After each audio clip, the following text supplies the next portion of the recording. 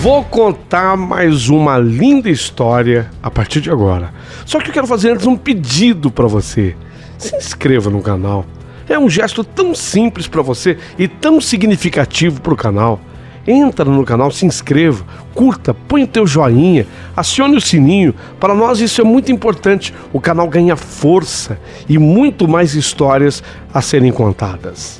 Por favor, se inscreva no canal.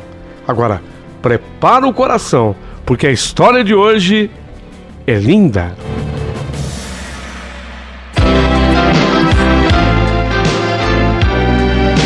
Rádio Emoção. Paulinho, boa pessoa. A verdade de cada um.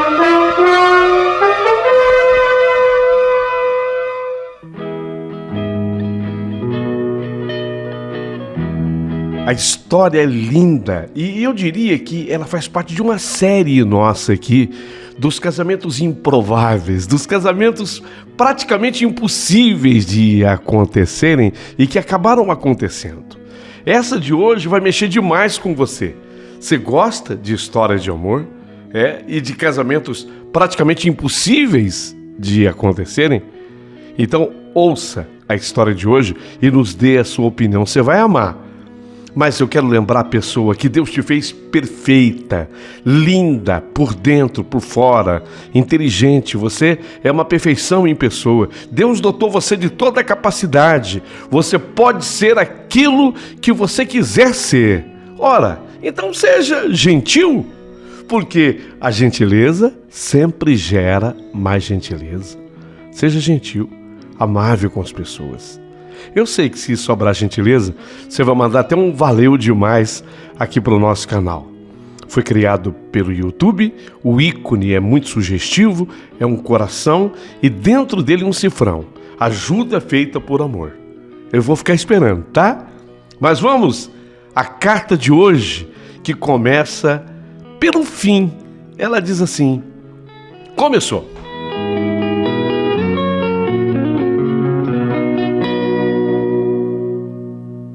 Querido amigo Paulinho Boa Pessoa, meu nome é Odete. E muita gente dirá, mas será que a dona Odete está regulando bem? Ela vai começar a carta dela pelo fim. Será que se justifica devido aos 82 anos da dona Odete? Sim, eu vou explicar para vocês e vocês vão me entender. Embora eu vá iniciar a minha carta pelo fim, eu tenho certeza que ela vai se tornar muito interessante, porque vocês vão querer saber o que aconteceu. Afinal de contas, hoje faz 64 anos que eu me casei. E durante todos esses anos, só uma pergunta povoou a minha mente. Seria possível ser feliz após uma traição? E aí? Você consegue responder essa pergunta para mim? Seria possível ser feliz após uma traição? Bem, o que aconteceu comigo não foi assim algo tão simples. Mas sim, eu me casei logo após ter sido traída. Eu encontrei o meu noivo com a minha irmã gêmea nos fundos de uma igreja a exatamente 18 minutos do começo da cerimônia. Vocês acreditam nisso? Pois aconteceu comigo. Uma noiva iludida, nervosa, é capaz de contar cada segundo. E eu estava contando 18 minutos para a cerimônia do meu casamento no religioso. E quer saber? O casamento aconteceu assim mesmo.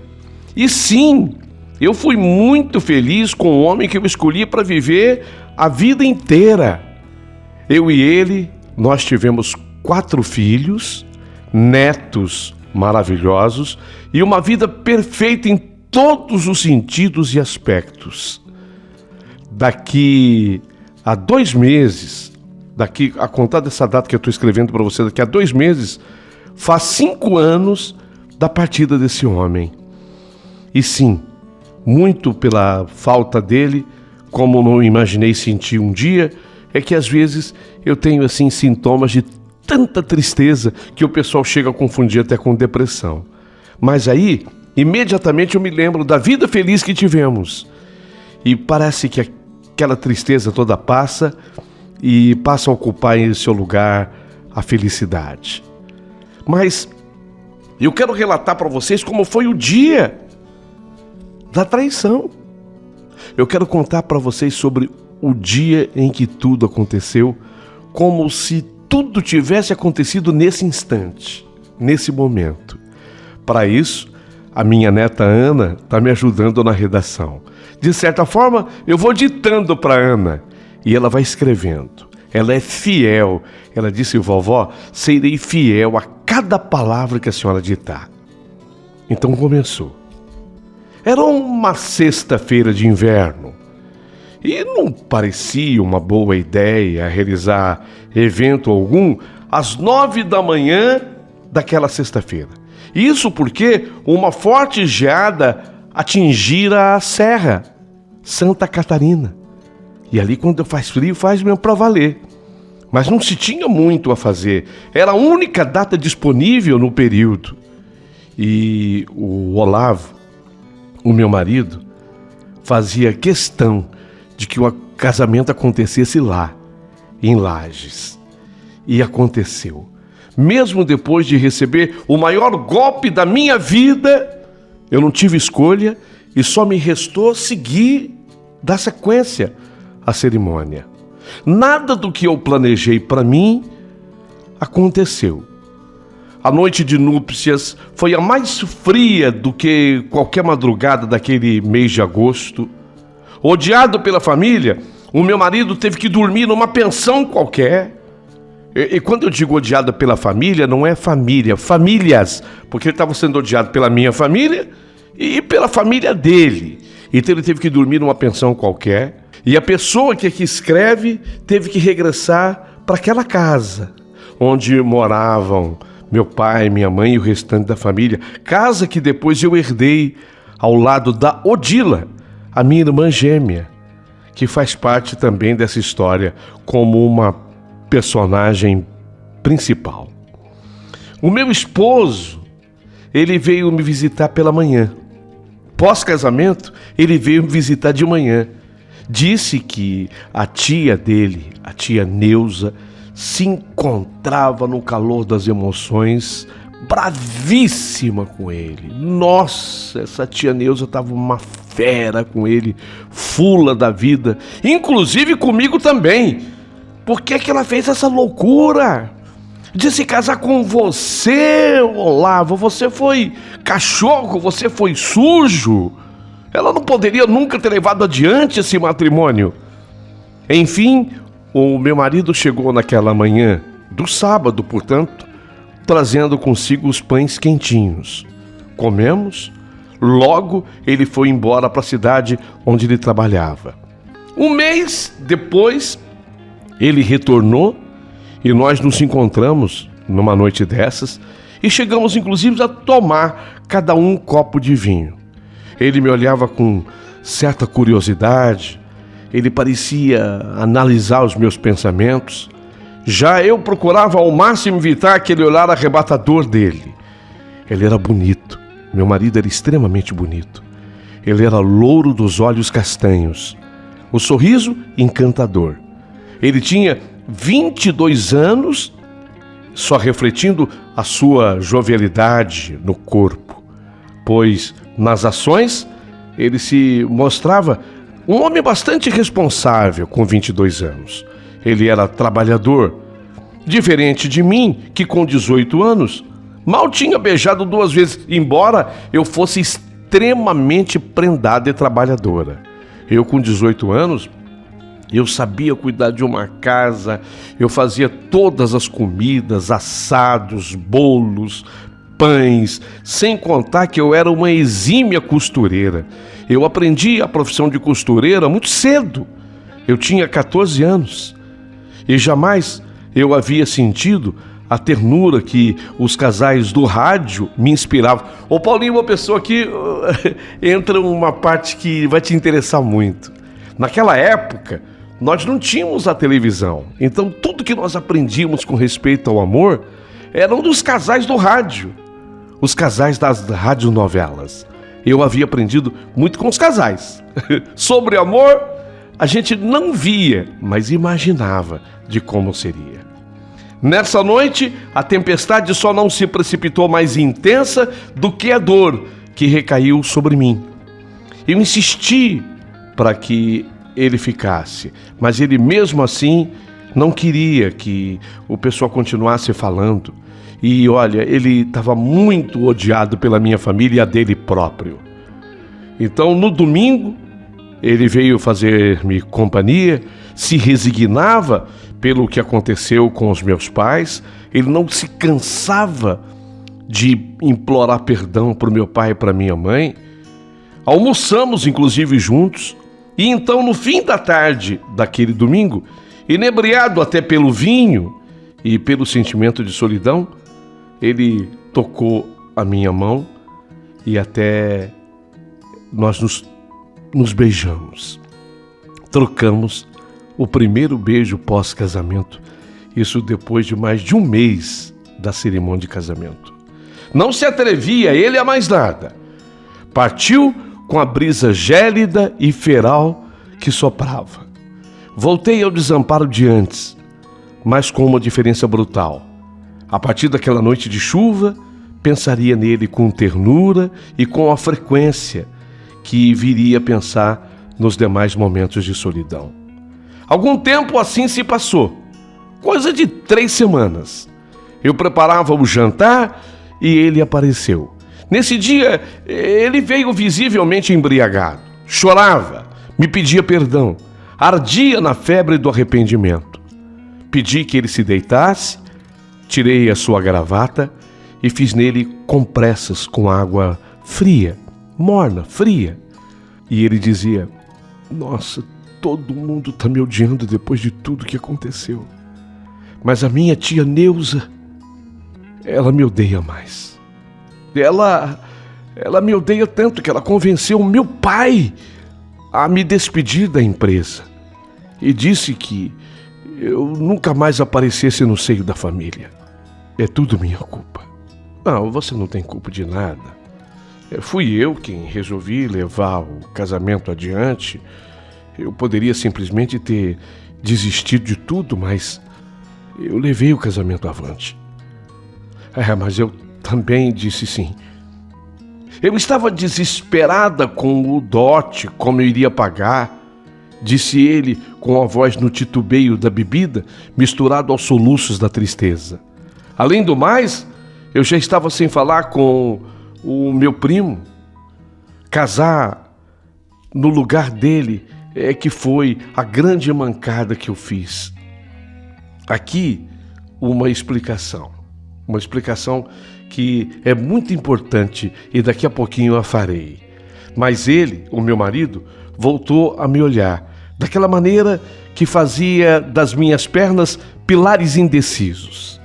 Sentou na cama, me acariciou o rosto, meu coração palpitou num átimo, meu peito ardeu por um instante.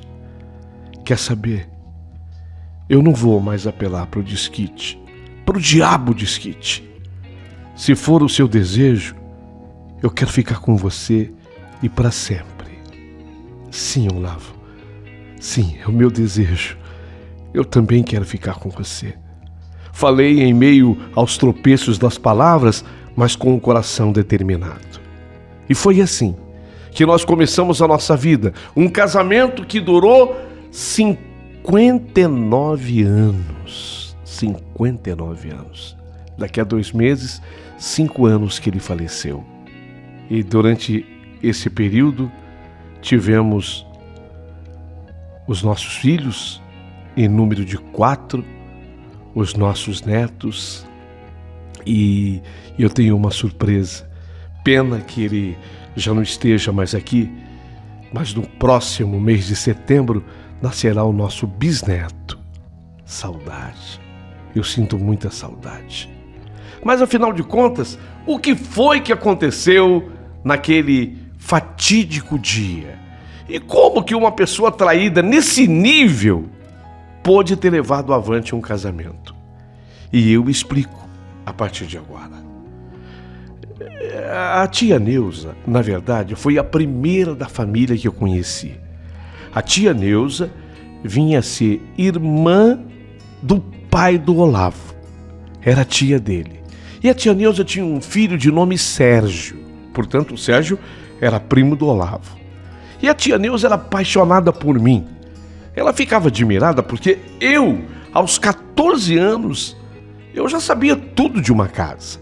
Lavar, passar, cozer, eu preparava bolos, eu fazia pães. Até queijo eu fazia com o leite que se produzia ali na região. Então a tia Neuza, que era tia do Olavo, ela vinha comprar tudo na minha mão e eu me tornei uma exímia costureira. E os vestidos da tia Neuza, quem fazia era eu. Ela dizia, olha, não tem costureira igual essa menina, não tem. E isso eu comecei muito cedo. Eu não tinha 15 anos e eu já me revelava na máquina de costura. Então a tia Neuza me considerava a menina mais prendada de Lages de toda a região. E ela dizia em alto e bom som que ela queria que o filho dela, o Sérgio, se casasse comigo. O Sérgio era o primo do Olavo. Não, porque o Sérgio tem que namorar com você. Não, porque o Sérgio, ele precisa casar com você, porque você é a melhor menina que eu conheço aqui da região e você é muito diferente da Odila, sua irmã. A minha irmã gêmea, Odila, não tinha nenhuma qualidade minha no que diz respeito à cozinha, à costura. E a tia Neuza fazia questão de pontuar isso e comparar. Eu quero que o Sérgio se case com você, Odete. Com você. Você que é tão diferente da Odila. E ele, o Sérgio, se apaixonou por mim. Eu não sei se era de tanto a mãe dele fazer a propaganda a meu respeito, mas ele foi tendo uma queda muito grande por mim. Mas que coisa, eu não correspondi ao gostar do Sérgio. Eu não correspondia. Queria ele bem, gostava muito da mãe dele, a tia Neuza, queria ela também muito bem, mas sempre que eu era assim impressionada pela tia Neuza no sentido de namorá-lo, eu saía-me com essa. Vamos esperar um pouco mais. Né? Seria correspondente ao dia de hoje de vamos dar um tempo. Só que naquela época eu dizia, vamos esperar um pouco mais. É a mesma coisa, mas não era dito da forma como é dita hoje, vamos dar um tempo. Mas esse vamos esperar um pouco mais é porque eu não gostava do Sérgio para namorar. Admirava, gostava dele, o queria bem, mas não era uma coisa assim para eu namorar, para ficar junto, para eu noivar, para eu me casar. Embora esse fosse o grande desejo da mãe dele, a tia Neuza. Em contrapartida, o Olavo, que estudava na região de Florianópolis, ele volta para Lages. Ele vem para Lages. O Olavo era sobrinho dela, portanto, primo do Sérgio. Os pais do Olavo moravam por lá. Eram os donos, inclusive, dessa empresa para a qual o Olavo trabalhava, que ficava lá na região. E já eu direi exatamente onde. Então, o Olavo, quando veio, nossa, aconteceu tudo que não havia acontecido com o Sérgio. Quando eu coloquei os olhos no Olavo, eu me apaixonei por ele. E ele se apaixonou por mim. E como ele trabalhava fora, o pai dele tinha uma fábrica de móveis e também loja de móveis em Otacílio Costa. Ele quase não ficava lá em Lages. Então ele vinha, ele ficava uma temporada por lá, uns dias, na verdade, um fim de semana, e ele voltava para Otacílio Costa, onde ele tinha a fábrica. E ele estava trabalhando com o pai. Já iniciando, o pai queria que ele tomasse conta daquele negócio. Então ele voltava para Otacílio Costa. E isso tudo fazia com que a nossa saudade e a falta que um sentia do outro era muito grande. Foi por isso que a gente foi se apegando, a gente foi se apaixonando. E a tia Neuza ficou desesperada. A tia Neuza não se conformava. Como é que aquele sobrinho intruso vinha lá de Otacílio Costa para Lages e de repente começava a namorar com a menina dos olhos dela. A menina que ela tinha escolhido para ser a futura esposa do filho dela, o Sérgio. Ela não se conformava com isso. Então nasce aí uma certa oposição àquele namoro meu com o Olavo. E ela torcia no fundo, e ela não escondia de ninguém, ela torcia para que desse errado, exatamente para que eu ficasse com o filho dela, o Sérgio. No entanto, como ele tinha essa coisa de distância de Otacílio Costa a Lages, isso acabou apressando o nosso casamento. A gente se queria tanto, se gostava tanto, que um dia decidimos que não iríamos ficar mais longe um do outro. Foi quando nós decidimos casar. E naquele mês de agosto, naquele inverno rigorosíssimo do ano de 1958, já faz tempo, foi lá naquele ano, naquele agosto, que ele e eu resolvemos nos casar. E aí nós corremos à igreja e só havia um dia vago na igreja para o nosso casamento, que era sexta-feira daquele agosto, às 9 horas da manhã naquele dia. Sexta-feira, 9 horas da manhã naquele dia. Ficamos doidos. Ficamos desesperados, mas fazer o quê? A gente queria tanto se casar e não queríamos perder a chance que fechamos a data. Sexta-feira, 9 da manhã, naquela igreja. Seria um dia um dia ruim, um dia totalmente fora do calendário das pessoas daquela época. Casar numa sexta-feira e pela manhã, 9 horas da manhã, mas não importava. O que a gente queria era se casar. E em nome desse amor faríamos de tudo. Foi quando marcamos o cartório, e o casamento aconteceu na quinta-feira. Na quinta-feira, às 11 horas da manhã, nós nos casamos no cartório, um dia antes. E na sexta-feira, nos casaríamos na igreja às 9 horas da manhã. Tudo preparado, tudo pronto, o meu vestido de noiva comprado. Eu levantei 5 horas da manhã, imagine, meu casamento ia ser às 9.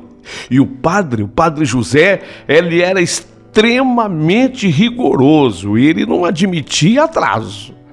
Padre José já estava com a igreja lotada, a agenda hiperlotada, e o casamento deveria acontecer às 9 horas da manhã.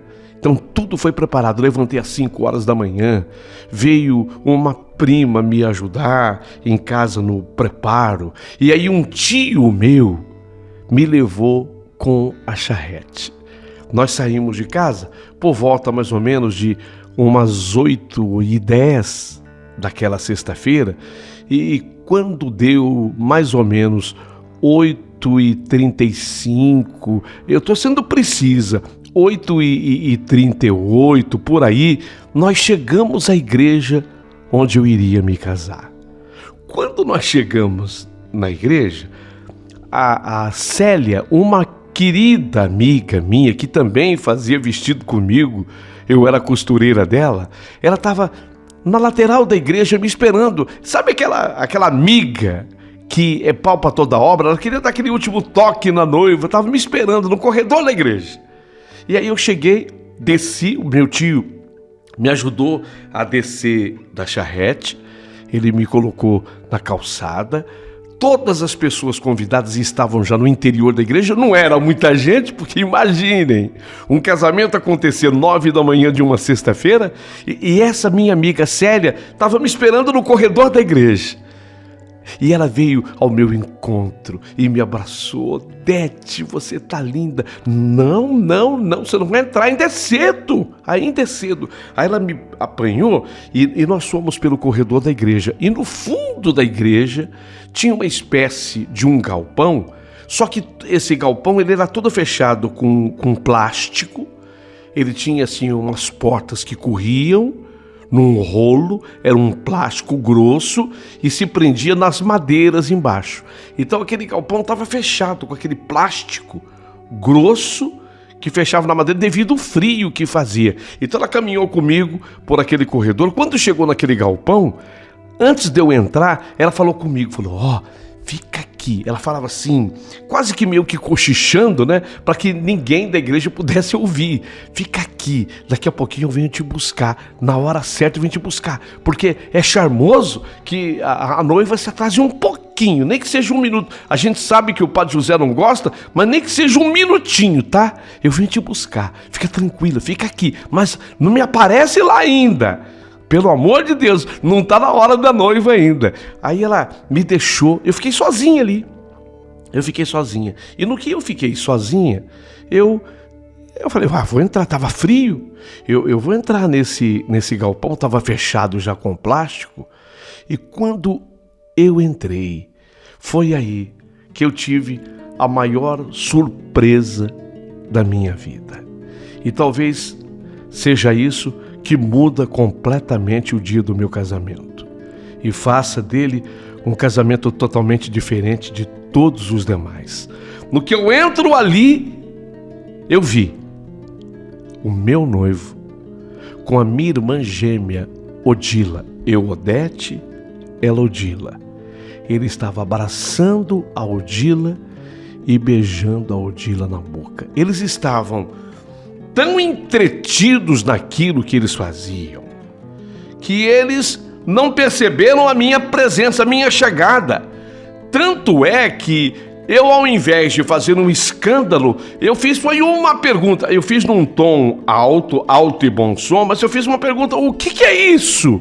Foi a pergunta que eu fiz. Quando eu vi que ela, minha irmã gêmea, com o noivo com o qual eu me casaria, eles estavam abraçados e trocando um beijo.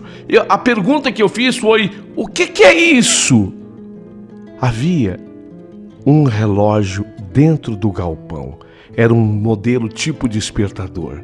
E nessa hora eu vi, faltavam 18 minutos para as 9 horas da manhã. Ou seja, 18 minutos para o momento do meu casamento.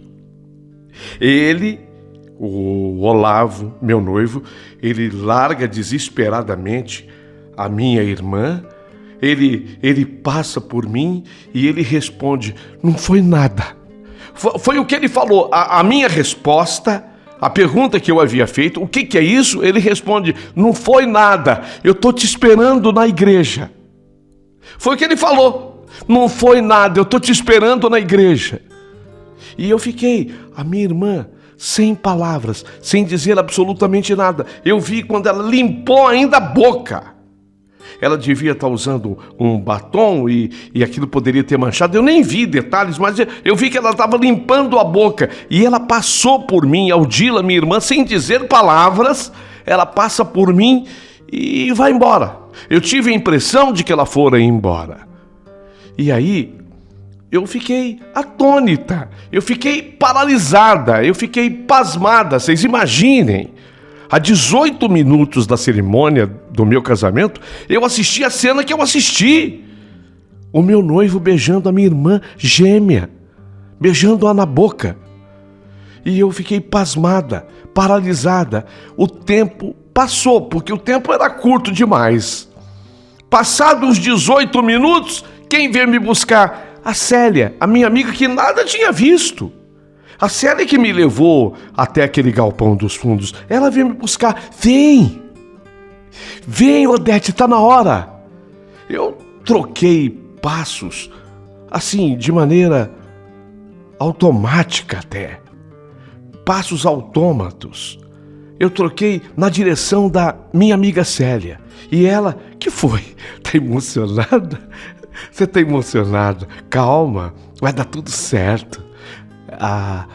Eu só vou te garantir uma coisa: a igreja tá bonita, tá muito bem enfeitada, e o teu noivo, o Olavo, tá lindo. Ele tá lindo, e ele não faltou, tá te esperando no altar. E mal sabia ela que eu já tinha visto o noivo. Aliás, eu não tinha visto o noivo, eu tinha visto que o noivo estava aprontando comigo.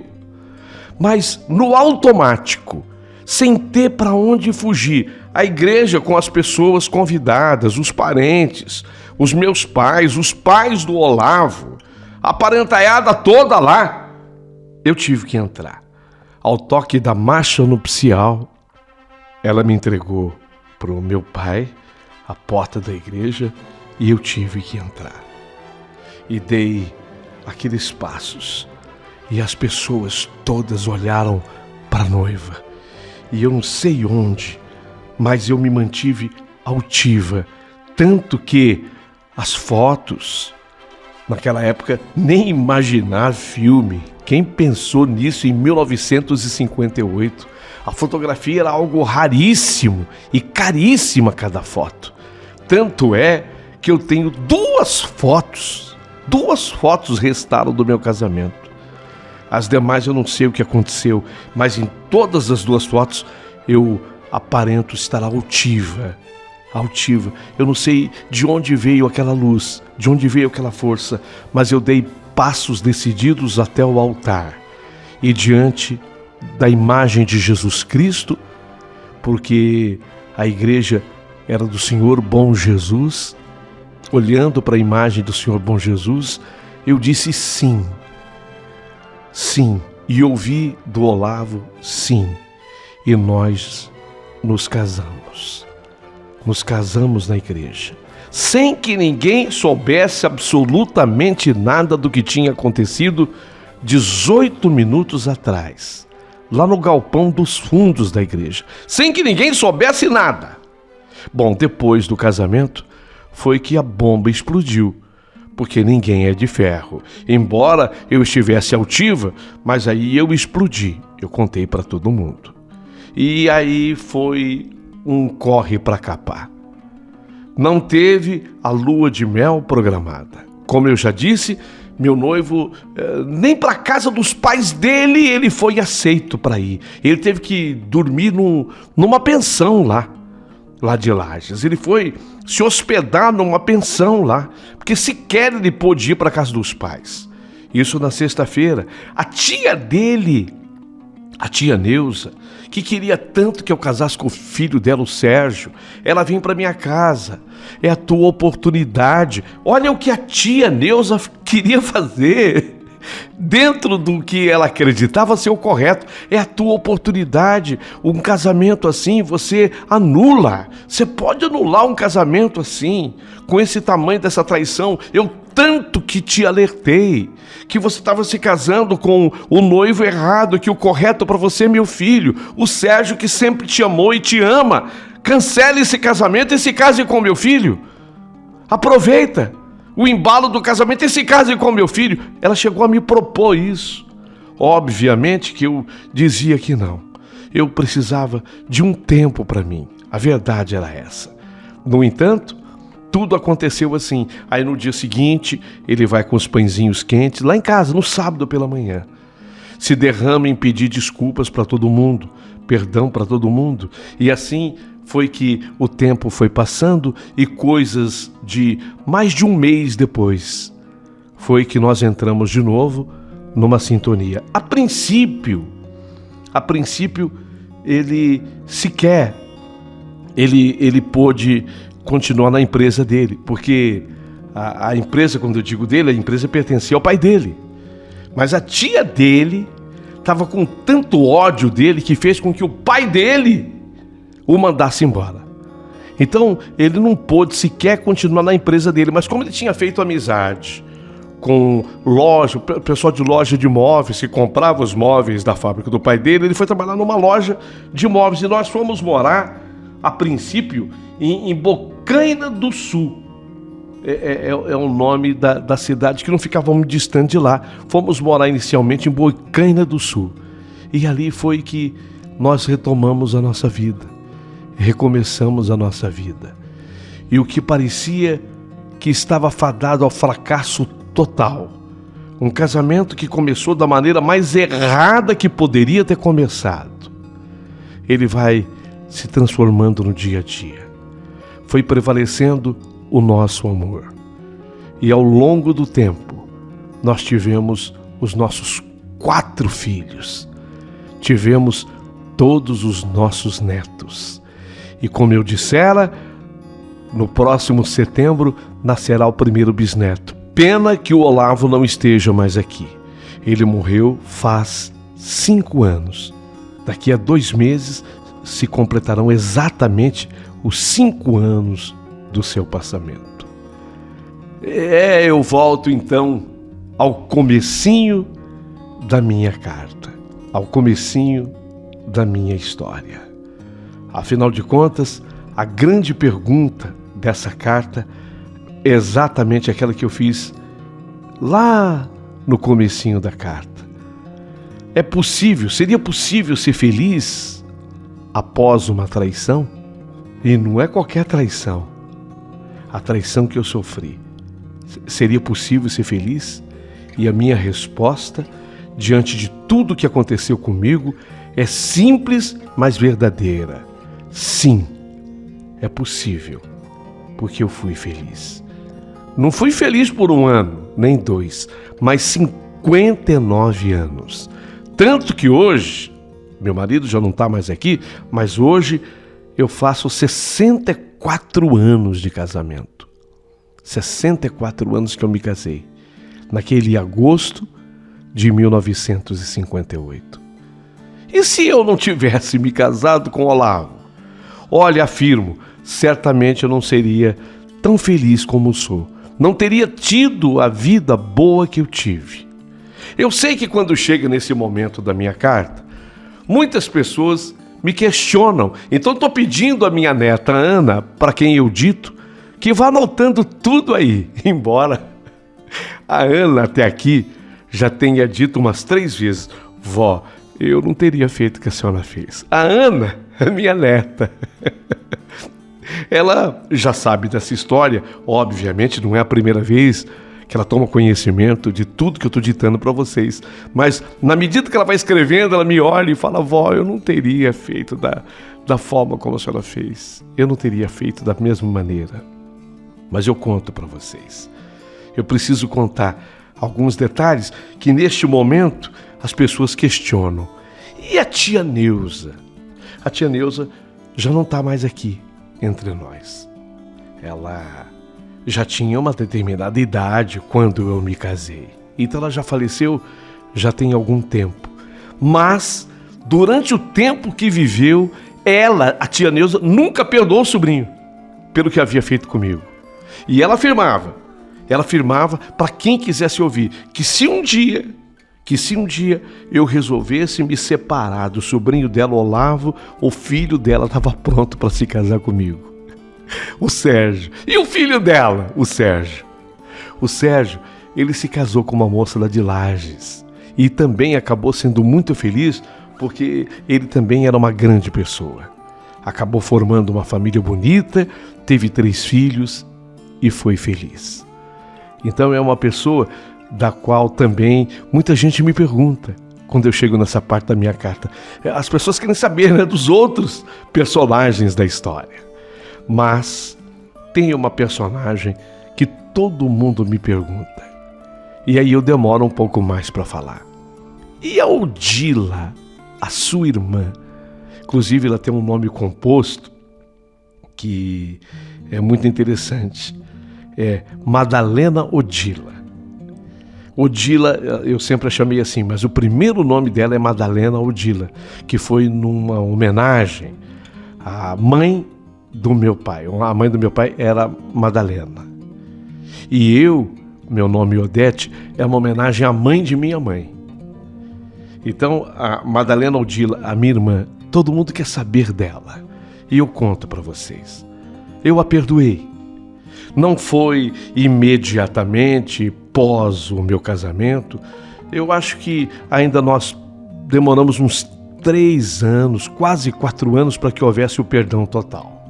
Ela também conheceu um rapaz de Lages, se casou, formou a família dela e me deu a explicação, a versão dela do que aconteceu aquele dia no fundo da igreja. Segundo a minha irmã, foi assim. Era muito cedo, ela chegou e ela também ficou ali no corredor da igreja me esperando. Antes da minha amiga Célia, era ela que estava lá, me esperando para que quando eu chegasse, ela desse aquele toque final na noiva. Foi quando, nesse ínterim, chegou o Olavo, o meu noivo. Aquele com o qual eu me casaria, como me casei. E passamos juntos 59 anos das nossas vidas. Quando ele chegou, que ele viu a minha irmã, a Madalena Odila, ele olhou para ela e falou: nossa, como você tá linda. Você tá tão linda quanto a sua irmã. Ele falou para ela, e ela brincando, ela me contando, e ela brincando respondeu para ele: mas não é comigo que você vai casar, é com ela. Ele falou: mas poderia ser com você, vem cá. E aí ele puxou, ele falou: vem cá, e puxou a minha irmã pela mão. E eles foram parar, porque estava muito frio na parte externa. Estava muito frio na parte externa da igreja. Eles foram parar lá atrás, naquele galpão que estava fechado com plástico. E lá, dentro desse galpão, ele, como tinha elogiado a minha irmã e dito que ela estava tão linda quanto eu, e ela falou: mas não é comigo que você vai casar, é com ela. Lá ele falou assim: não fica com raiva. Ele disse para ela lá, agora já dentro do galpão: não fica com raiva, porque eu vou me casar com ela, mas eu vou te dar um beijo. E foi aí que ele começou a beijá-la. E ela me confessou que houve, sim, correspondência por parte dela no beijo. Foi quando eu cheguei e peguei a cena. Versão da minha irmã. Ela disse que foi uma coisa totalmente sem sentimento nenhum. Não havia absolutamente nada entre um e o outro que antecedesse aquela data. Nunca sequer acontecer absolutamente nada. Apenas aquele comentário. E aquela coisa impensada de quem tinha 18 anos, porque a nossa idade na época era essa. 18 anos. Foi a idade com a qual eu me casei. 18 anos. Tanto que hoje eu estou com 82, 64 anos depois. Tínhamos 18 anos. Então ela disse que foi uma coisa totalmente impensada. Não houve nada de calculismo. Não, foi uma coisa impensada e um ímpeto da juventude. Uma loucura, uma bobagem, uma besteira. E dessa besteira ela me pediu perdão e eu tive coração para perdoá-la. Não foi imediatamente, quase 4 anos depois. Versão dela. E a versão dele? O Olavo chegou a me contar essa história. Ele dizia, confirmando grande parte da história dela, mas ele dizia que o beijo lá no fundo, ele não sabia explicar como acontecera. Ele se lembra que estava um dia de muito frio, e aí ele abraçou a minha irmã, tipo assim, brincando que ia esquentar. Ele abraçou assim a minha irmã, brincando que ia aquecê-la devido ao frio que fazia, e num movimento de cabeça, os lábios se tocaram. E ele, sem pensar, também acabou dando um beijo nela. Olha, nenhuma história, nem a dela e nem a dele, na verdade talvez corresponda a uma realidade. Porque talvez a realidade seja inconfessável. Mas o que importa essa realidade? Se eu me casei e se o nosso casamento foi tão positivo e deu certo ao longo de 59 anos. Aqui eu termino o meu relato, porque de acordo com a minha neta Ana, ela já está cansada de escrever, né, Ana? Mas eu quero, a partir de agora, o seu comentário. E a pergunta, será que você me ajuda a responder? Seria possível ser feliz após uma traição? O que você acha? Você seria capaz de fazer como eu fiz? Sabendo o resultado, você seria capaz de fazer como eu fiz? E, não sabendo o resultado, você seria capaz de fazer o que eu fiz? Será que alguma outra mulher no mundo fez isso? Essa pergunta aqui, eu não sei. Olha, eu tenho certeza absoluta que eu não vou encontrar ninguém que diga sim, eu fiz. Será que alguma outra mulher no mundo fez isso? Porque, de acordo com a minha neta, a Ana, eu, através desse canal do Paulinho Boa Pessoa, vou conversar com o mundo. Então, eu lanço a minha pergunta ao mundo. Será que alguma outra mulher no mundo fez isso? Essa é a história que eu tinha para contar. Aguardo os comentários. quero curtir com vocês. E assim que eu tiver o meu bisneto, é previsto nascer Mateu, não é Mateus. A minha neta é invocada. Diz que o filho vai se chamar Mateu. Assim que nascer o Mateu, eu prometo informá-los. Espero que o Paulinho Boa Pessoa leve essa notícia para vocês. Muito obrigada. Agradeço quem for comentar. Por favor, se inscrevam no canal, curtam a história dando seu joinha, porque isso ajuda demais o canal do Paulinho. E quem puder, mande um valeu pro Paulinho. Muito obrigada por tudo.